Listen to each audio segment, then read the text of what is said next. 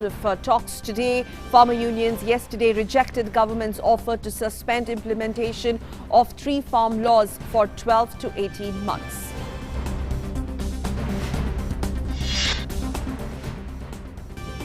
In other news, 7 killed in a dynamite blast at a railway crusher site in Karnataka's Shivamogga district. Prime Minister Modi expresses condolences to the bereaved families. Karnataka Chief Minister B.S. Yediyurappa announces ex gratia of 5 lakh to the next of kin of deceased. And West Bengal Forest Minister Rajiv Banerjee resigns from Mamata cabinet ahead of upcoming state assembly elections.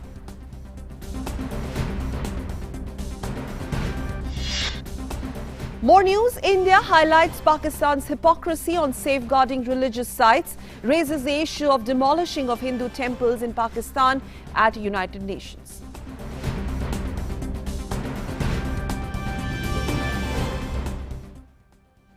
And let's take a look at these top stories, the big news on Midday Prime in detail.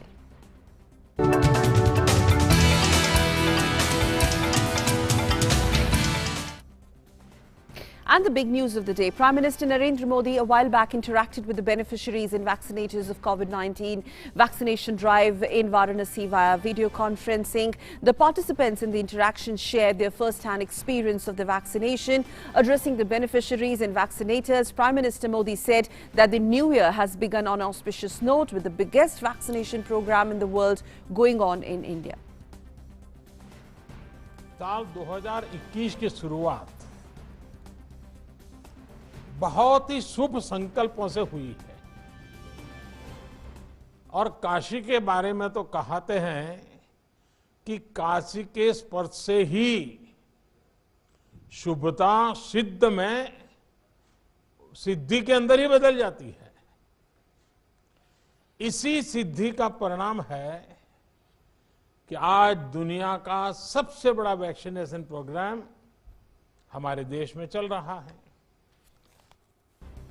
Prime Minister Modi also said that in the last 6 years, the medical infrastructure in and around Banaras was developed in a fast pace, which benefited the people during the COVID times. बीते 6 वर्षों में बनारस और आसपास के medical infrastructure में जो बड़ा बदलाव आया है, उससे पूरे पूर्वांचल को कोरोना काल में बड़ी मदद मिली है। अब बनारस वैक्सीन के लिए उसी गति से आगे बढ़ रहा है। मुझे बताया गया है कि पहले चरण में बनारस में करीब 20,000 से ज्यादा हेल्थ प्रोफेशनल्स को वैक्सीन लगाई जाएगी। इसके लिए 15 टीकाकरण केंद्र बनाए गए हैं। Moving on to the news on the vaccine front, Myanmar today received 15 lakh doses of COVID-19 vaccines as gift from India under Vaccine Maitri. These vaccines will be administered to 75,000 people by next week. Bhutan and Maldives on Wednesday became the first countries in India's neighborhood to benefit from the government's rollout of millions of doses of COVID-19 vaccines under a grant assistance program titled Vaccine Maitri. About 10 lakh doses of the vaccine landed in Nepal's Kathmandu on Thursday. The Vaccine Maitri aircraft also touched down in Bangladesh's Dhaka. Meanwhile, what we're also picking up is that vaccine shipment for Myanmar and Seychelles, Mauritius as well as Nepal has already left. India will also be initially providing vaccines to Sri Lanka and Afghanistan reportedly.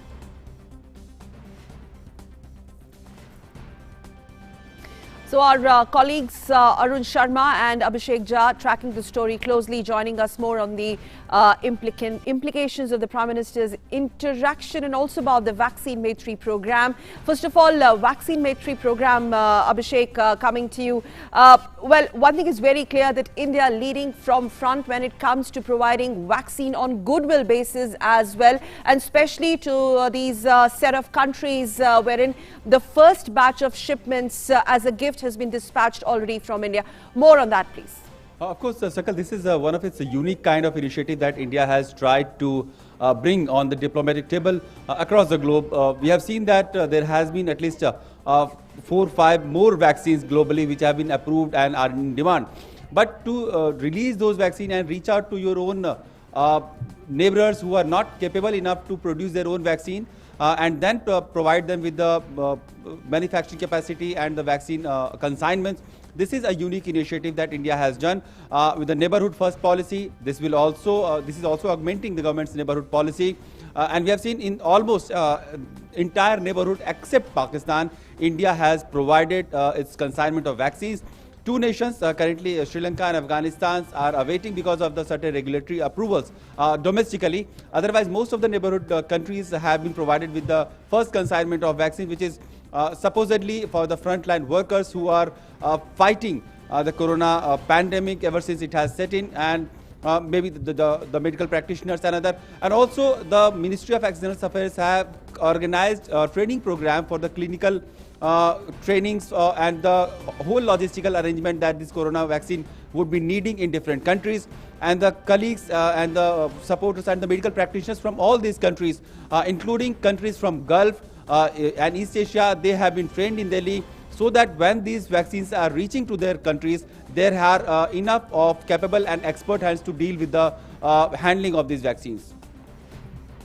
All right. Abhishek, also very quickly, this was all on goodwill basis, but eventually India will obviously open up because there is a tremendous amount of demand when we talk about the other countries as well, not only reiterating India's neighborhood first policy, but looking at other European nations and their requirements as well. Very quickly on that.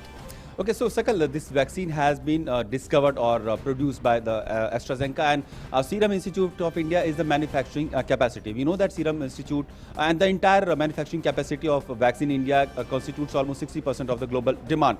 So going by that, India will be one of the key production facility of vaccines, and AstraZeneca, which has been discovered by the Oxford and AstraZeneca collaboration, is also in huge demand in Europe. So other countries, other than the Asian countries that India has provided in a goodwill gesture, there is certain to be a huge demand for this vaccine, which will be gradually supplied to the countries across the globe as in when the demand and the those business agreements are happening. All right, coming to you, Arun. Now, it was a very heartwarming interaction, the way Prime Minister reached out to the beneficiaries, connecting with them once again. Tell us more about it and the kind of response this has generated.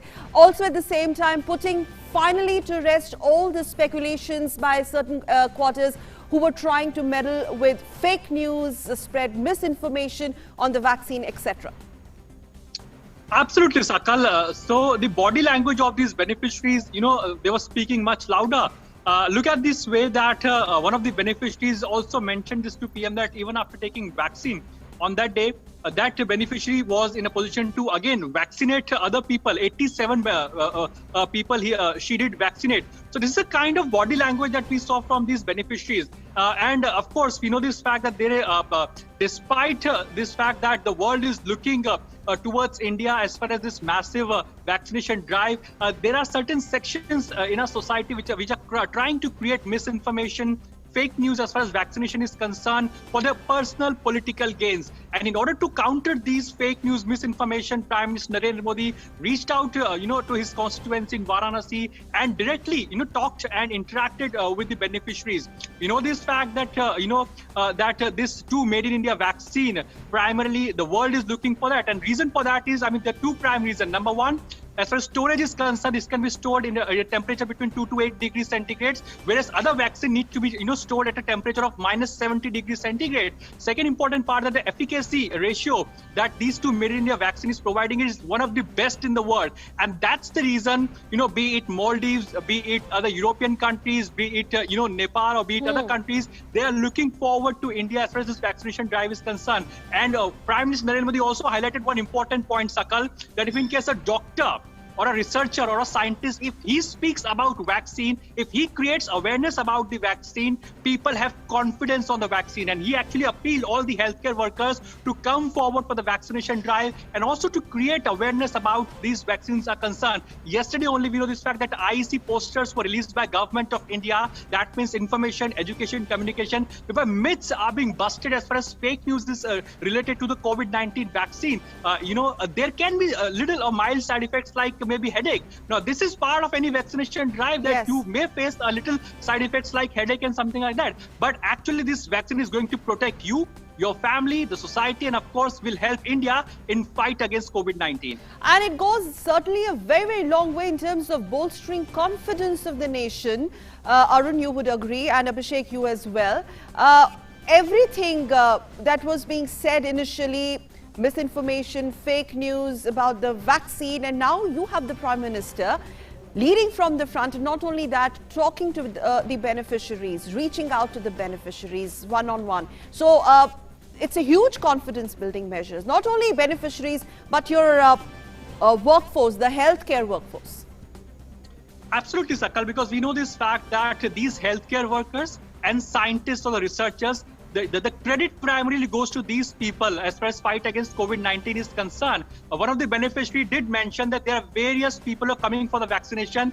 They are giving credit to Prime Minister Narendra Modi that he has delivered this leading from the front, and within a record time of 10 months, the vaccine is in front of us. In entire 2020, everybody was asking that when will actually vaccine come? But in record time of 10 months, the vaccine is in front of us. So Prime Minister Narendra Modi actually giving credit to all these healthcare professionals, the medical fraternity, and of course the researchers. Medical professionals primarily stood like a wall between the country like India, which has a population of 130 crore, and of course the COVID-19 that was hitting each and every country. And the scientists and the researchers who were actually researching and fighting with an unknown virus and trying to discover an antidote for this that COVID-19 virus. So in that context, he There's gave us absolutely no space and scope on vaccine, absolutely no space and scope of politics on vaccine.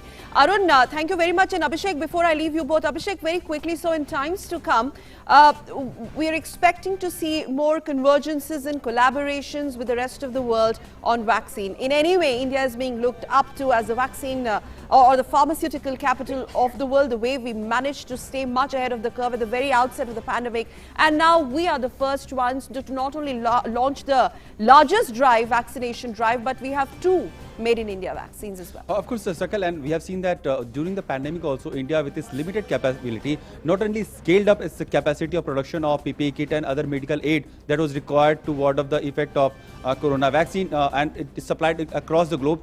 But now when the vaccine is there, the manufacturing facility of India, which is like almost 60 to 70% of global total output, is also available to the world. And India is not, and we are getting the news that across the world, countries and their Prime Minister and their Health Minister, they are placing the request through the diplomatic channels to India that as soon as it is possible and when they can get these vaccines. So globally, there is a huge demand, and countries and leaders are looking up to India. And India, as it has been said, that this whole vaccine manufacturing facility, it will not be used as a commercial purpose. It will be used for the greater human good. And that's the motto of the government. All right, thank you very much, Abhishek and Arun, for joining us with those very, very critical and important points on the top story on Midday Prime. Thank you. And now let's talk about testing. Meanwhile, India has crossed yet another milestone as it has crossed a significant number of tests. India till now has recorded more than 19 crore cumulative tests, and more than 8 lakh samples have been tested in the last 24 hours. The numbers right on your screen. In the vaccination front too, India is moving very fast. Till the 6th day of the nationwide vaccination, nearly 10.5 lakh beneficiaries have been vaccinated. It is more than many other countries. And now on Midday Prime, it's time to move on to our National Prime segment.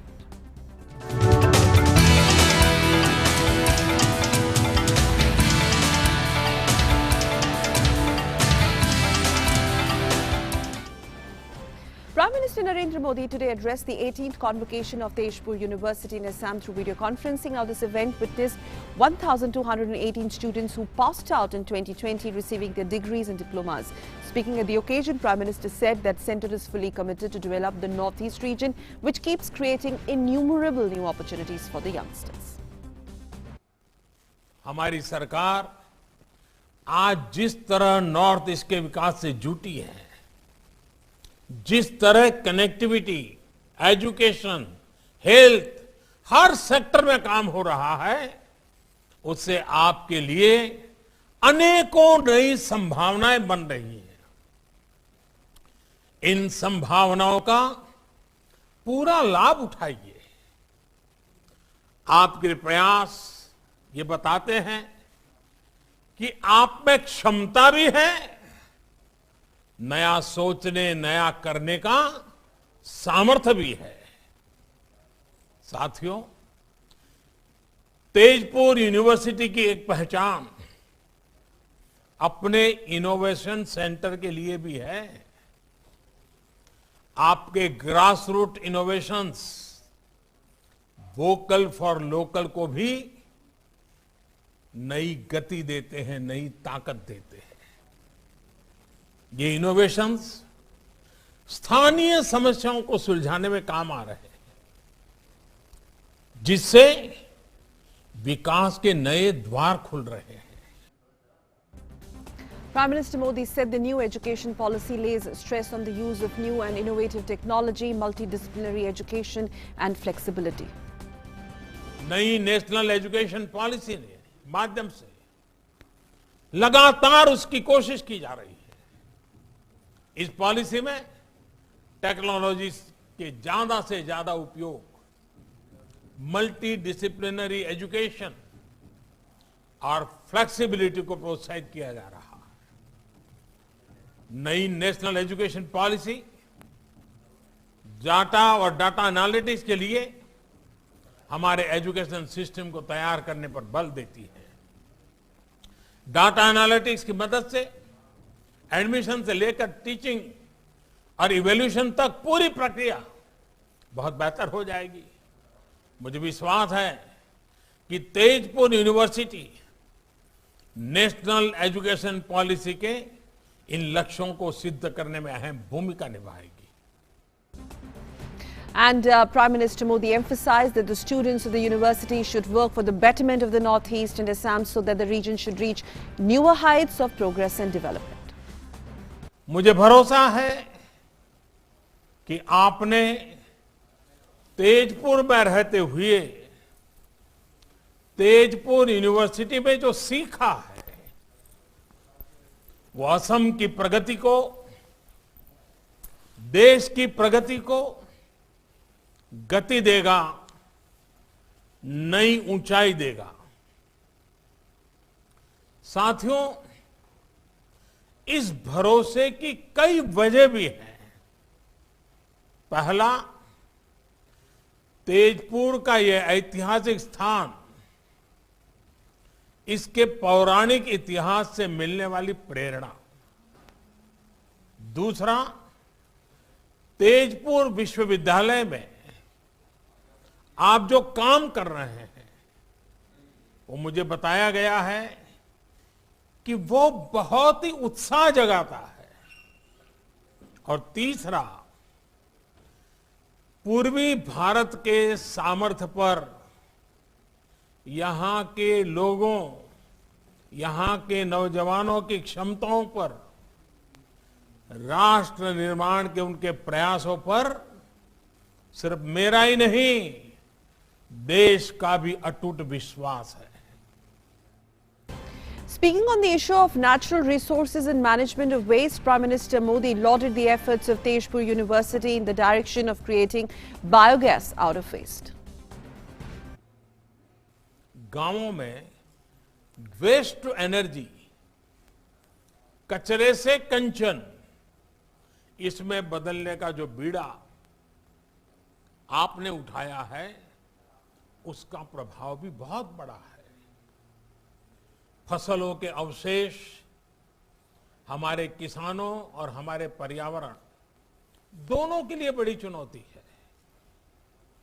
Biogas और organic fertiliser से जुड़ी एक सस्ती और प्रभावी technology को, उसको लेकर जो काम आप अपनी यूनिवर्सिटी में कर रहे हैं, उस And also mentioning India's historic win against Australia, Prime Minister Modi termed Team India's win as an example of never giving up. He said that Indian team in Australia is a great example of the change in approach. हर चुनौती, हर समस्या से निपटने का हमारे युवा देश का अंदाज, देश का मिजाज अब कुछ हटकर है। इसका एक ताजा उदाहरण तो अभी हमें क्रिकेट की दुनिया में देखा है। आप लोगों में से बहुतों ने भारतीय क्रिकेट टीम के ऑस्ट्रेलिया टूर को फॉलो किया होगा। इस टूर में क्या क्या चुनौतियां हमारी टीम के सामने नहीं आई। हमारी इतनी बुरी हार हुई, लेकिन उतनी ही तेजी से हम उभरे भी और अगले मैच में जीत हासिल की। चोट लगने के बावजूद हमारे खिलाड़ी मैच बचाने के लिए मैदान पर डटे रहे। चैलेंजिंग कंडीशंस, इसमें निराश होने के बजाय हमारे युवा खिलाड़ियों ने चैलेंज का सामना किया। Let's now move on to our developing story on Midday Prime.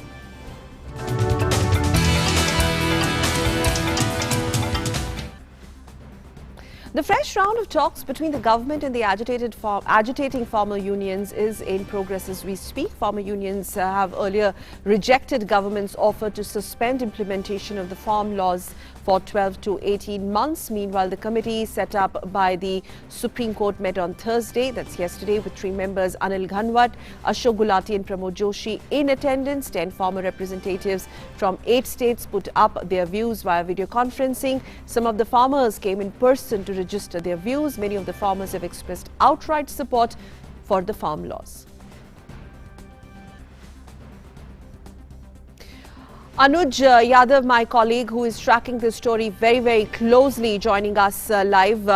अनुज, क्या ताज़ा जानकारी है और खासतौर पर आज की ये बैठक कितनी महत्वपूर्ण है? जो स्टिकी पॉइंट्स थे जिन पे कुछ फार्मर यूनियंस ने कैटेगोरिकली अपना स्टैंड चेंज नहीं किया है वो फार्म लॉज को लेकर, क्या कोई उम्मीद जताई जा सकती है कि वो सब इश्यूज आज आयरन आउट हो सकते हैं?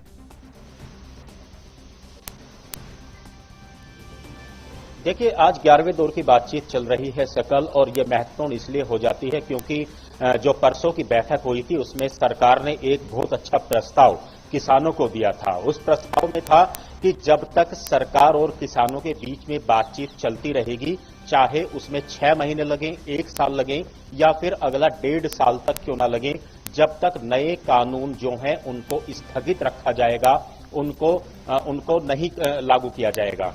ये एक प्रस्ताव किसानों को दिया था। उसके बाद किसानों ने कहा था कि हम ठीक है अपने लोगों से बातचीत करेंगे जो धरना प्रदर्शन स्थल पर बैठे हैं। उसके बाद अचानक से जो एक किसानों की तरफ से प्रतिक्रिया आई, उसमें उन्होंने कहा कि वो सरकार के इस प्रस्ताव को खारिज करते हैं, उसको नहीं मानते हैं।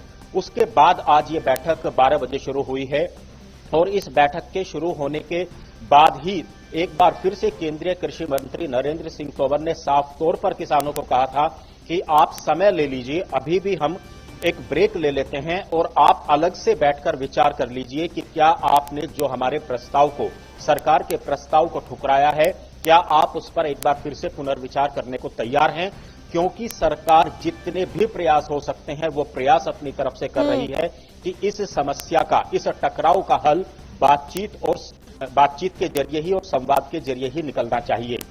लेकिन अभी तक किसानों की तरफ से जितनी भी प्रतिक्रिया आई हैं उसमें सिर्फ वो अपनी उन पुरानी मांगों पर अड़े हुए हैं कि तीनों कानूनों को वापस लिया जाए, जबकि सरकार बार बार कह चुकी है कि ये संभव नहीं है। ये सिर्फ हरियाणा, पंजाब या कुछ राज्यों के लिए कानून नहीं है, बल्कि पूरे देश के 86% किसानों के लिए ये कानून है जो उनकी तकदीर और तस्वीर को बदलेंगे। क्या कोई बीच का रास्ता निकालने की कोई उम्मीद जताई जा सकती है? अनुज, आप इसको काफी नजदीकी से, स्टोरी को काफी टाइम से ट्रैक कर रहे हैं, खासतौर पर अगर उन किसान संगठनों की बात की जाए जो सरकार के साथ है, they are with the government on these farm laws, वो सपोर्ट कर रहे हैं इन फार्म लॉज को।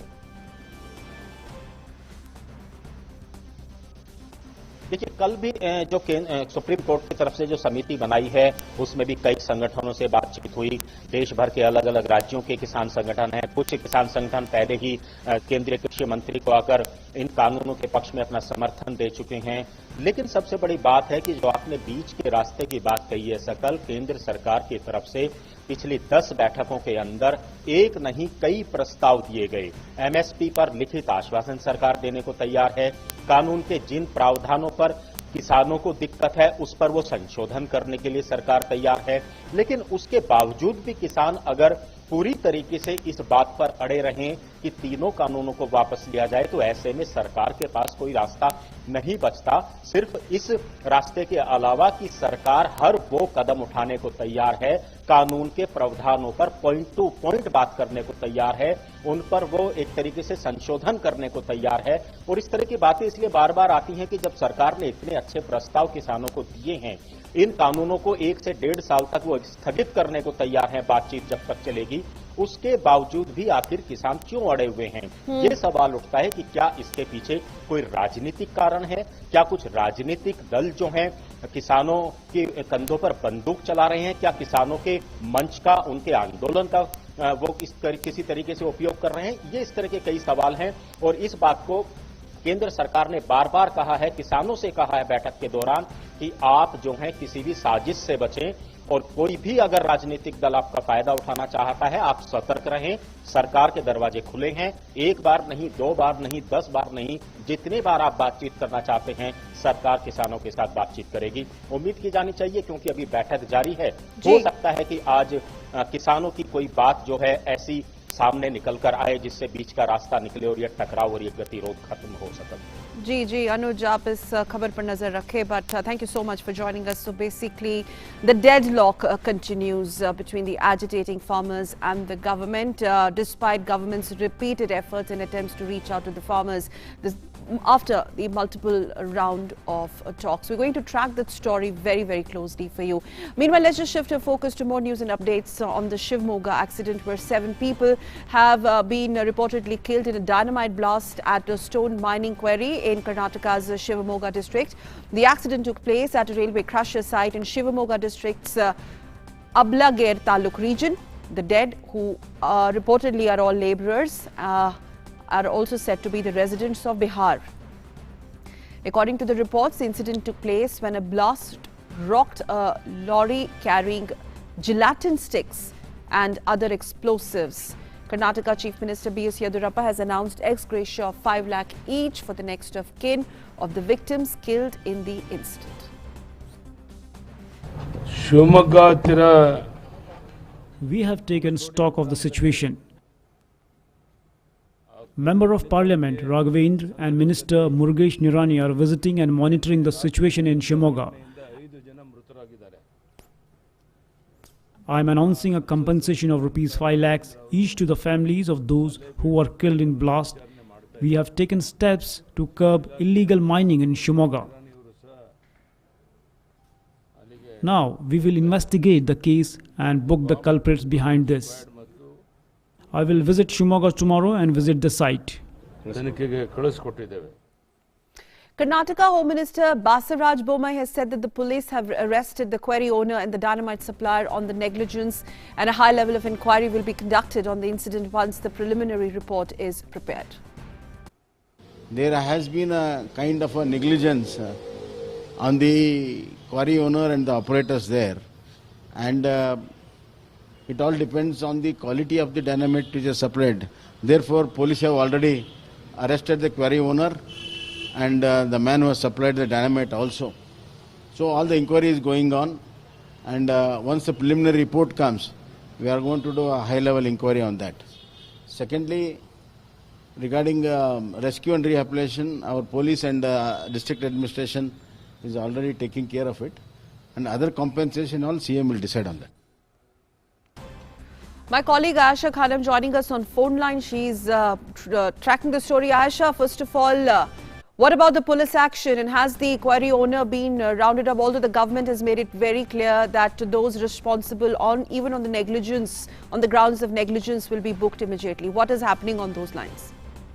Yes, absolutely, Sakal. Now the investigation is on, and it's very mysterious to see the fact that initially the report says the gelatin sticks were in the lorry, and that led to a blast. But the big question arises is how did the blast occur? Because unless there is a detonator to blast the gelatin sticks, there cannot be a blast. So the big question that arises is how did the lorry blast with these gelatin sticks? And also the fact that why was this operation being conducted at night after 10 p.m. So now the police suspect that the quarry owner could be involved in illegal mining of a stone crusher there, and also illegal because the fact that his license had expired in 2016, and people in the area had complained to the administration about the illegal quarrying that was happening in that region, in Hunsan Gud region. And but there was no action taken on the quarry owner. So at the moment he is arrested and he is being questioned, and also the police is looking into the angle of how did this blast happen, because unless a detonator is applied to the gelatin sticks, it will not blast. And the severity of the blast was such that the explosive was such that the people around in the surrounding villages, and it also spread across to 5 districts, and people felt the tremors. And some glass window panes have been shattered. So it was such a severe intensity blast. So police is investigating this, and as the Karnataka government, Karnataka Chief Minister has assured compensation to the family members of those who are killed in this incident. And also, right now, the bomb disposal squad is at the quarry, at the site, at the blast site. And they are combing the entire region, and they are trying to check if there are any more bodies trapped in the quarry, or if any more people need to be rescued from the quarry. So the bomb disposal squad is doing its work, and the government and the Karnataka government has ordered inquiry, and the questioning is on with the quarry owner Sudhakar. All right, Asha, thank you for those quick inputs. Thank you. Well, let's shift our focus to the news coming in from poll-bound West Bengal, where in yet another blow to the Trinamool Congress government in West Bengal, State Cabinet Minister Rajiv Banerjee has tendered his resignation. Rajiv Banerjee was the minister in charge of Forest Department in the state cabinet. The resignation of the minister is a big development in the state politics in recent months, as many TMC leaders, including Mamata Banerjee's loyalists like Suvendu Adhikari, have already jumped the ship. They've left the party, joined the BJP, and the party is constantly in the process of strengthening its roots in the state. The BJP in the process of consolidating its cadre in the state, as West Bengal is looking at very, very crucial polls. And Mamata Banerjee seems to be in a bit of a spot now, with mostly her loyalists tendering resignation, today being yet another one. And a team of officials of the Election Commission of India, including the Chief Election Commissioner Sunil Arora, they are in West Bengal. The assembly election in the state is scheduled this year. Addressing the press conference, Chief Election Commissioner today gave details of the upcoming polls. There he said that the term of the West Bengal Assembly is going to end on 31st of May. The EC team held wide-ranging discussions with all the political parties in the state and have asked to ensure that voting is held in transparent manner. Meanwhile, the West Bengal Assembly election 2021 will be held in 6 phases. Election Commission of India is committed to conduct forthcoming elections, assembly elections in the state in free, fair, ethical and safe manner, while endeavouring to ensure higher voter participation amidst peaceful, harmonious atmosphere. And in case the voter participation in West Bengal has been very high. In 2016 it was 82.80.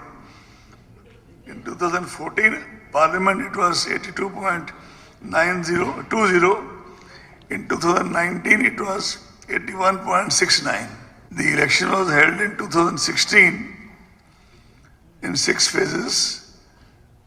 Actually, one phase was split into 2 phases, A and B, so effectively 7 phases. And the Lok Sabha elections, as you are aware, were held in 7 phases. The Election Commissioner said during the assembly election, the media should act with a lot of sensitivity. Media persons should refrain from fake news and also not misuse social media. They also voiced their concern for misuse of social media for spreading fake news, communally provocative speeches, misuse of government machinery, misuse of money power, and asked for Commission to take effective steps in this direction. On the social media, I want to report to you, my dear friends, that during the Lok Sabha elections, as most of you are already aware, our senior officers engaged into very detailed dialogue with the social media handles and their apex organizations in Delhi. Sunil Arora also said that special arrangements will be made for polling in the sensitive areas in the state. Bengal had 78,903 polling stations, and these additional polling stations, which are called auxiliary polling stations, are 22,887. In other words, now West Bengal has total 101,790 polling stations.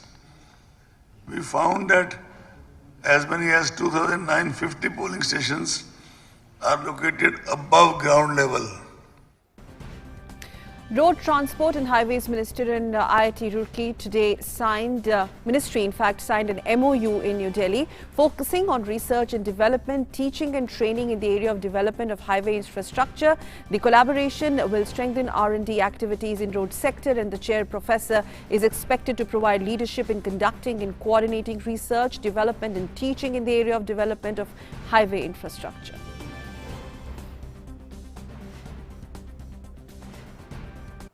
We have done an MOU with the IIT Roorkee, and Dr. Parida would be the professional chair for this research work on behalf of Ministry of Road Transport Highways. We hope and expect that the new materials, technologies, and good industry practices will be brought in, which will help in better infrastructure, safer infrastructure, and leading to an economical infrastructure as well. India raises demolishing of Hindu temples in Pakistan at United Nations General Assembly. India also highlights the great irony that Pakistan co-sponsored resolution on safeguarding religious sites when rights of minorities are being emasculated. India further reiterates that it is a matter of great irony that Pakistan, where the most recent attack and demolition of Hindu temple took place, is one of the co-sponsors of the resolution under the agenda item Culture of Peace. The resolution cannot be smokescreen for countries like Pakistan to hide behind.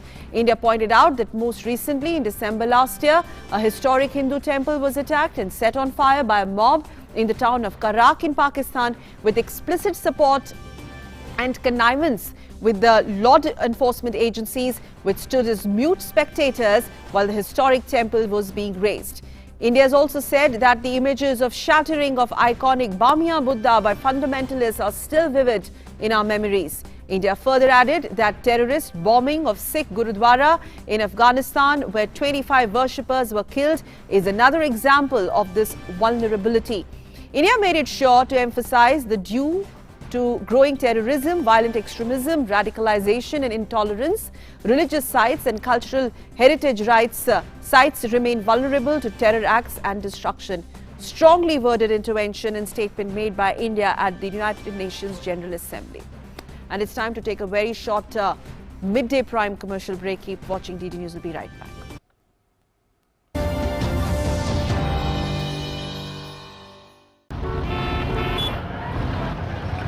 मैंने सोच लिया है, जब मैं बड़ा हो जाऊंगा ना, तब मैं साइकिल रिपेयर की दुकान खोलूंगा। क्यों? जिस तरह आप सब पेट्रोल वेस्ट कर रहे हैं, फ्यूचर में तो पेट्रोल बचेगा ही नहीं। तब तो सब साइकिल ही चलाएंगे ना। खुद ही सारा पेट्रोल खत्म करेंगे या कुछ अपने बच्चों के लिए भी छोड़ेंगे? प्लीज कम से कम सिग्नल पे तो इंजन ऑफ कीजिए। PCRA का एंड्रॉइड ऐप डाउनलोड करें और ईंधन बचाने के उपाय जानें। पेट्रोलियम संरक्षण अनुसंधान संघ, पेट्रोलियम एवं प्राकृतिक गैस मंत्रालय, भारत सरकार द्वारा जनहित में जारी। 9 to 5 job, अरे 5 to 9 job, भाग दौड़ all the time job. The roaming wala job, the deadline wala job, or are you living in the market wala job? जिंदगी में मौके ही मौके हैं। अपनी मर्जी से जॉब चुनिए, अपनी इच्छा अनुसार कमाइए, बन जाइए LIC एजेंट। ये है जॉब से बढ़कर, ये है करियर इंश्योरेंस। अपना बॉस खुद बनिए, बन जाइए LIC एजेंट। अब लाइफ सेट है।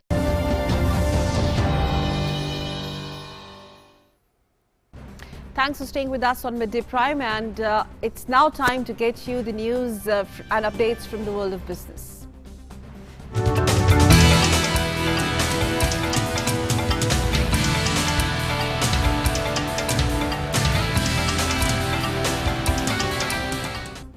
For more on Sensex outlook and what's the kind of build-up for the budget expectations and much more, my colleague Abhishek is here in our Delhi studios. For more on Business Prime, Abhishek, good afternoon, over to you. Good afternoon, Sakal, and thanks a lot. Pairing most of the gains that Sensex has done yesterday, the Sensex has today fallen by 650 points to 48,966 today, giving up the psychological level of 49,000 mark. The broader Nifty 50 index also fell below 14,450 marks. The selling pressure was seen in metals and banking indices. Nifty Metal plunged by over 4%, followed by Nifty Bank falling by over 2%. The auto index was trading in the green. Broader indices also reeled under pressure. Oil prices have dropped on Friday, retreating further from 11 months high hit last week, weighed down by worries that new pandemic restrictions in China will curb fuel demand in the world's biggest oil importer. US West Texas Intermediate WTI crude future dropped 53 cents or 1% to 52.60 a barrel.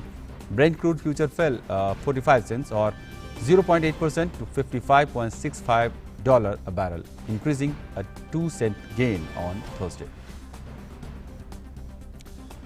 Gold prices in India traded lower on the multi-commodity exchange Friday, tracking a muted trend in the international short spot prices. The gold futures for February delivery fell by 0.25% to Rs 49,323 per 10 gram as against the previous close of Rs 49,448 and opening price of Rs 49,355 on the MCX. Silver future traded 1.08% lower at Rs 66,575 per kg. The prices opened at Rs 67,000 as compared to the previous close of Rs 67,300 per kg. The rupee has slipped 4 paise to 73.03 against the US dollar in the opening trade on Friday, in line with the cautious domestic equities. However, weaker American currency and sustained foreign fund inflows lent some support to the rupee in restricting its fall to a certain extent.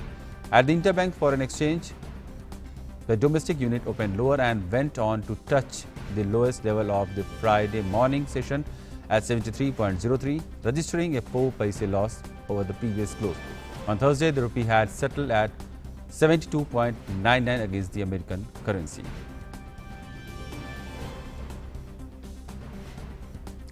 This is all from the business segment for today. For more news update, back to you, Sakal. Thank you so much, Abhishek. Thank you for joining. And after Business Prime on Midday Prime, let's talk about what's making news across the globe.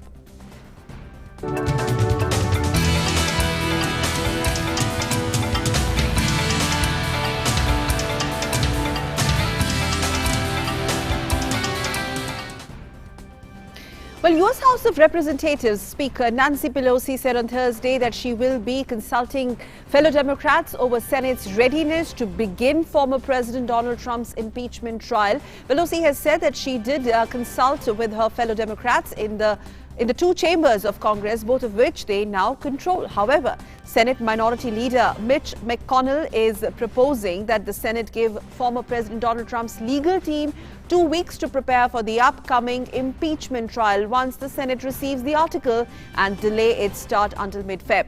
The single article charges Trump with inciting January 6th attack on the US Capitol Hill in an attempt to prevent Congress from formally certifying President Joe Biden's win.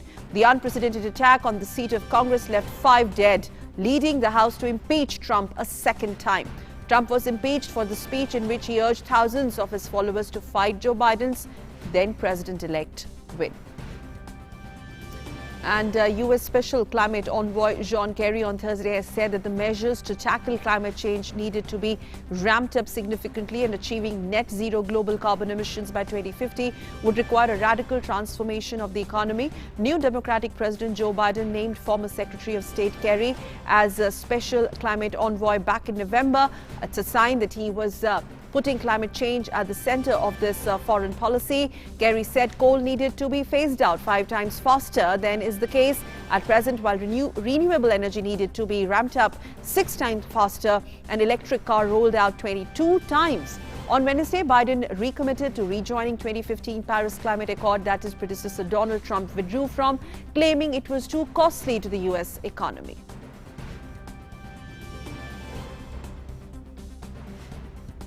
Meanwhile, U.S. President Joe Biden has proposed a 5-year extension to the New START arms control treaty with Russia in one of the first major foreign policy decisions of the new administration ahead of the treaty's expiry in earlier Feb.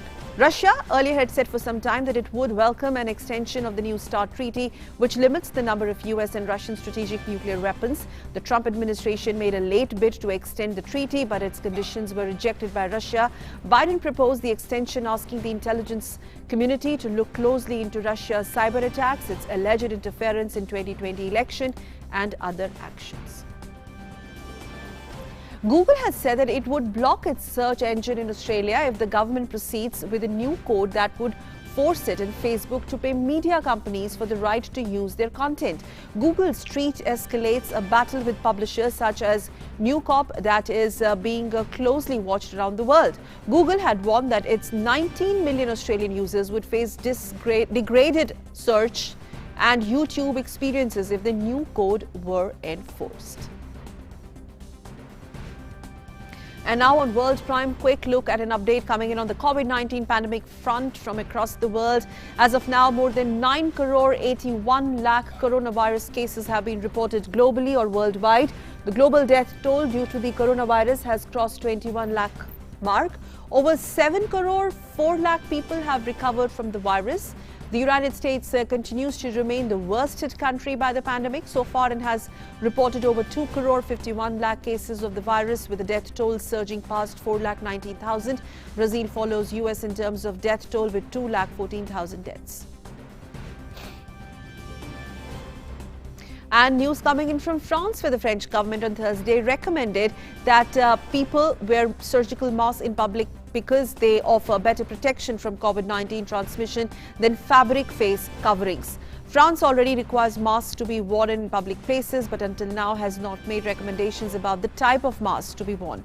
French Health Ministry said it was very unlikely that restrictions on ski resorts would be lifted next month.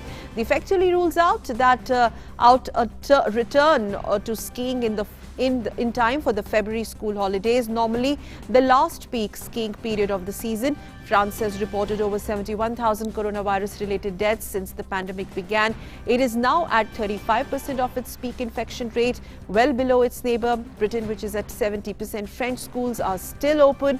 Non-essential shops are allowed to trade. However, French public health officials say they have detected a rise in transmission rates in the past few days, and they are also wary of the spread of new, more contagious variant of COVID-19, which are prevalent in other countries. And it's time for the stories coming in from the world of sports.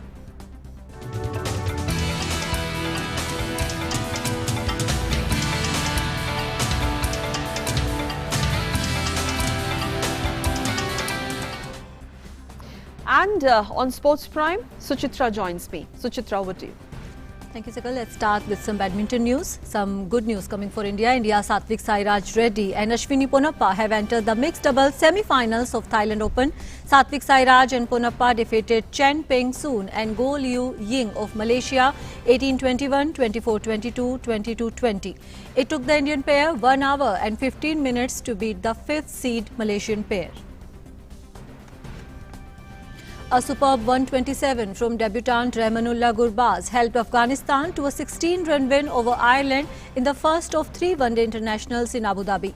The opener anchored the Afghans' innings before Rashid Khan hit 55 of 30 balls to set Ireland 288 to win. Andy McBride was the pick of the bowlers with 5 for 29. The result gives Afghanistan 10 World Cup Super League points with 20 more on offer from the remaining 2 games in the current series. Football. Liverpool's 68-game unbeaten home run in the Premier League comes to an end as Ashley Barnes fired in a late winner from the penalty spot to secure a famous victory for Burnley. Barnes was tripped in the box by goalkeeper Alisson with 7 minutes remaining and converted the spot kick as Burnley won at Anfield for the first time since 1974. Liverpool's last league loss on their own ground came nearly 4 years ago against Crystal Palace in April 2017, and they are now 6 points behind leaders Manchester United at the midway point in the campaign. Burnley's shock win lifts them up to 16th in the table, 7 points clear of the relegation zone. Barcelona missed 2 penalties before edging into the Copa del Rey last 16 with 2 extra-time goals against third-tier Cornellà. Joan, 21, is the first keeper ever to save 2 Barca penalties in one game. Dembele made amends with a long-range strike 2 minutes into extra time, while Martin Braithwaite added a second after Albert was sent off. Barcelona had reason to be apprehensive going into the tie as Cornellà had knocked out current La Liga leaders Atletico Madrid in the previous round. A Luis Suarez double sent Atletico Madrid 7 points clear in La Liga as they recovered after goalkeeper Marco had given Eibar the lead. Mitrovic, taking on penalty duties for the first time for his club, fired in his first career goal. But Suarez levelled from a tight angle with a driven effort after Eibar gave the ball away on the edge of their own box. Suarez then netted the winner with a penalty in the 89th minute. It's a big win for Diego Simeone's side, who now have a strong grip on the title race in Spain.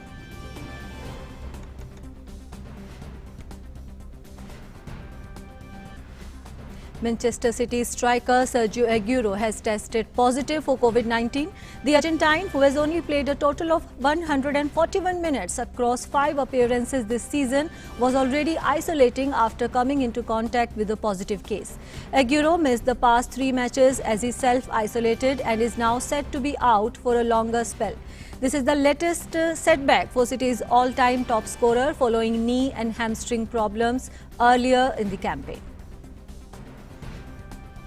So those were some sports updates. Back to you, Sakal. Thank you, Suchitra, for joining us on Sports Prime. And on Midday Prime, it's time for Live Prime segment. Well, this is where you get all the stories from the world of art, culture, cinema, fashion, science and innovation, stories that are bringing smiles and stories that are changing lives.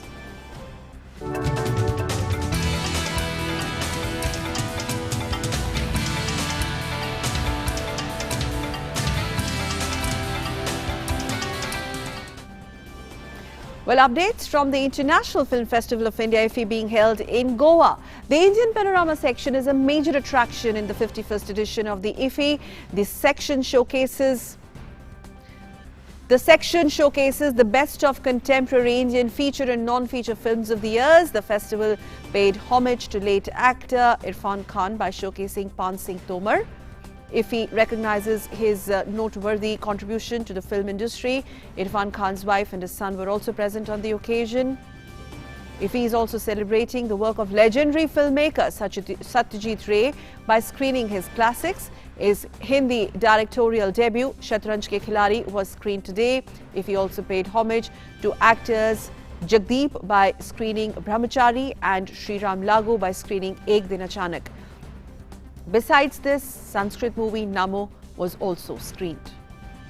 Well, as the nation celebrates Netaji Subhash Chandra Bose's birth anniversary on 23rd of January, we take a sneak peek at the Union government's move to declassify Netaji files as well as making them available in digital form. National Archives of India has digitized the Netaji files and put them in public domain. We have a detailed report. The National Archives of India is the custodian of files related to Netaji Subhash Chandra Bose. The archives has all the historical documentation related to Netaji in the year 2015 the Union government led by Prime Minister Narendra Modi had announced the decision to declassify all files related to Netaji and make them accessible to the public. And the move of declassifying files started with the first lot of 33 files handed over by the Prime Minister's office to the National Archives. Subsequently, more declassified files related to Netaji were transferred from the Ministry of Home Affairs, Ministry of External Affairs and the PMO.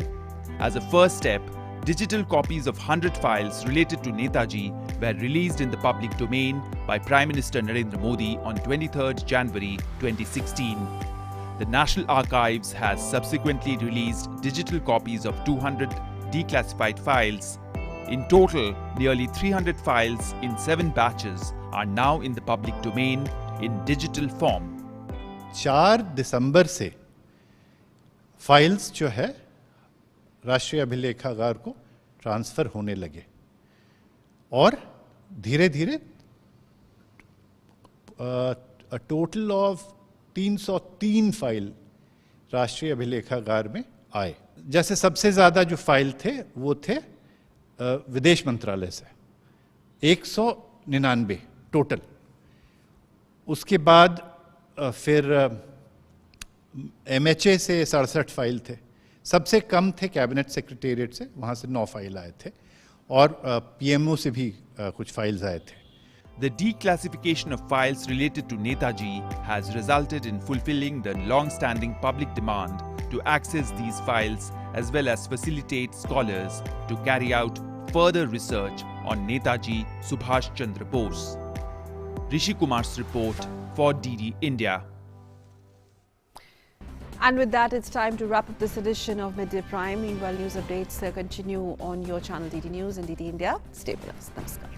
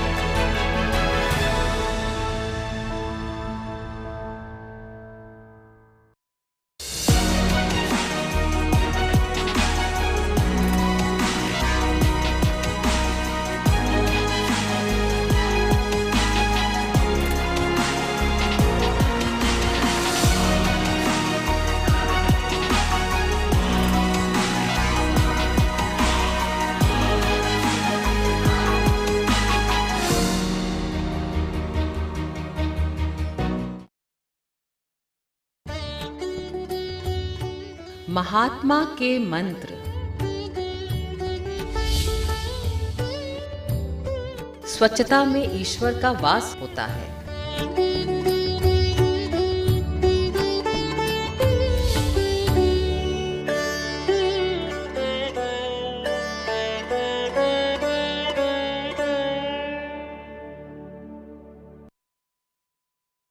ज्वलंत मुद्दे, जनता के सरोकार। एक नया भारत बनाने का इरादा मन में है। देश के अंदर एक वैसा वातावरण जब बन रहा है कि लोगों को शुभा है। रंगे हाथ पकड़ने के बाद कितनी जोर से शोर मचाई जा सकती है। बेबाक अंदाज में पक्ष विपक्ष से सवाल।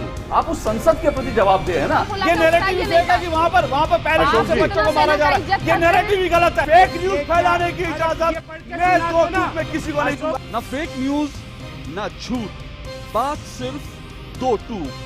सोमवार से शुक्रवार रात 9 बजे सिर्फ डीडी न्यूज पर।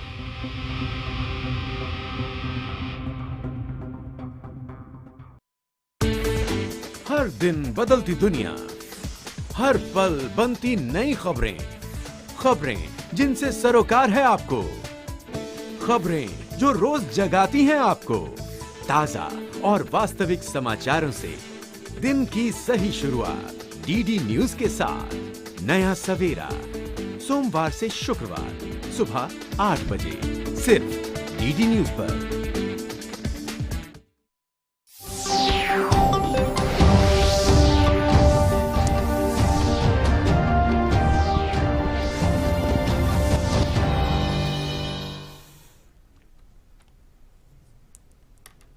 साल 2021 की शुरुआत और प्रधानमंत्री नरेंद्र मोदी ने आज वीडियो कॉन्फ्रेंस के माध्यम से वाराणसी में कोविड टीकाकरण कर्मियों और लाभार्थियों से संवाद किया। प्रतिभागियों ने टीकाकरण के अपने पहले अनुभव को प्रधानमंत्री के साथ साझा किया।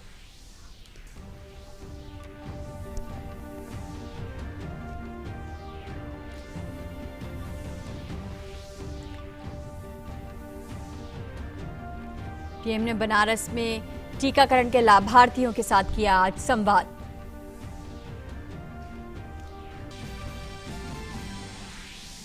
पश्चिम बंगाल की मुख्यमंत्री ममता बनर्जी को लगा एक और झटका। वन मंत्री राजीव बनर्जी ने दिया ममता कैबिनेट से इस्तीफा।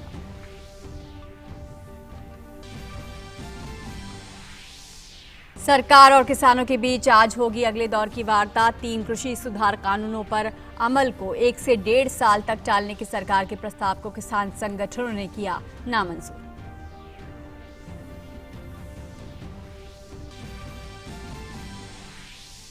प्रधानमंत्री नरेंद्र मोदी ने वीडियो कॉन्फ्रेंसिंग के माध्यम से असम के तेजपुर विश्वविद्यालय के 18वें दीक्षांत समारोह को किया संबोधित। कहा सरकार के सुधारों ने खोला अवसरों का पिटारा। साथ ही कहा स्थानीय समस्याओं के समाधान में नवाचारों की है महत्वपूर्ण भूमिका।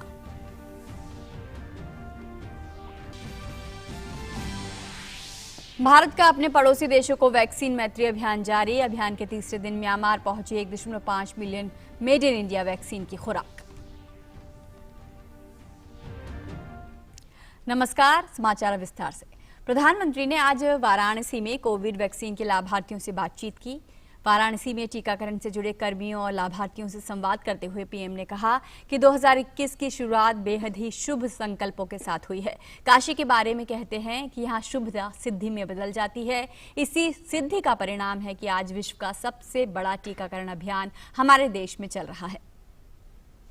साल 2021 की शुरुआत बहुत ही शुभ संकल्पों से हुई है और काशी के बारे में तो कहते हैं कि काशी के स्पर्श से ही शुभता सिद्ध में सिद्धि के अंदर ही बदल जाती है। इसी सिद्धि का परिणाम है कि आज दुनिया का सबसे बड़ा वैक्सीनेशन प्रोग्राम हमारे देश में चल रहा है। पीएम ने कहा कि पिछले 6 सालों में वाराणसी और आसपास के क्षेत्र में मेडिकल इंफ्रास्ट्रक्चर में सुधार से पूर्वांचल क्षेत्र में कोरोना से लड़ने में काफी मदद मिली है। बीते 6 वर्षों में बनारस और आसपास के मेडिकल इंफ्रास्ट्रक्चर में जो बड़ा बदलाव आया है, उससे पूरे पूर्वांचल को कोरोना काल में बड़ी मदद मिली है। अब बनारस वैक्सीन के लिए उसी गति से आगे बढ़ रहा है। मुझे बताया गया है कि पहले चरण में बनारस में करीब करीब 20,000 से ज्यादा हेल्थ प्रोफेशनल्स को वैक्सीन लगाई जाएगी। इसके लिए 15 टीकाकरण केंद्र बनाए गए हैं। और बेंगलोर में एरो इंडिया कार्यक्रम की तैयारियां चल रही हैं। उसी के संबंध में एक प्रेस वार्ता हो रही है, वहीं आपको लिए चलते हैं। 4 to 5 months in advance. This time, the cooperation and proactive measures taken by all the stakeholders, especially by the government of Karnataka, gives me enough confidence to state that we are fully prepared to host this mega event. We had close to about 35 meetings, 3 of which were chaired by the Chief Secretary himself. During these meetings, we have sorted out all our issues and have put all SOPs in place to ensure no incident like the last one in the last edition took place. Wing Commander Beniwal would now, through a presentation, take you through our preparations undertaken for Aero India 2021. Thereafter, we would take on any questions that you may have. Over to Beniwal.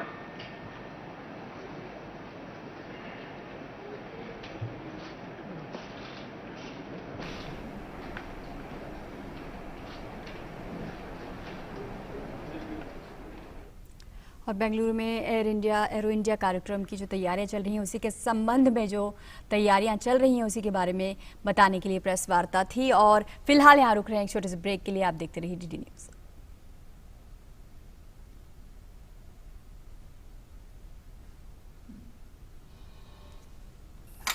ये लो। Good news sir, आज से आपको petrol पे 20% का discount मिलेगा। 20%? Lottery लग गई तो मेरे बाकी के पैसे लूटे डाले। वो तो आपके हाथ में ना। 45 की स्पीड पे गाड़ी चलाइए, रेड लाइट पे इंजन ऑफ कर दीजिए, 20%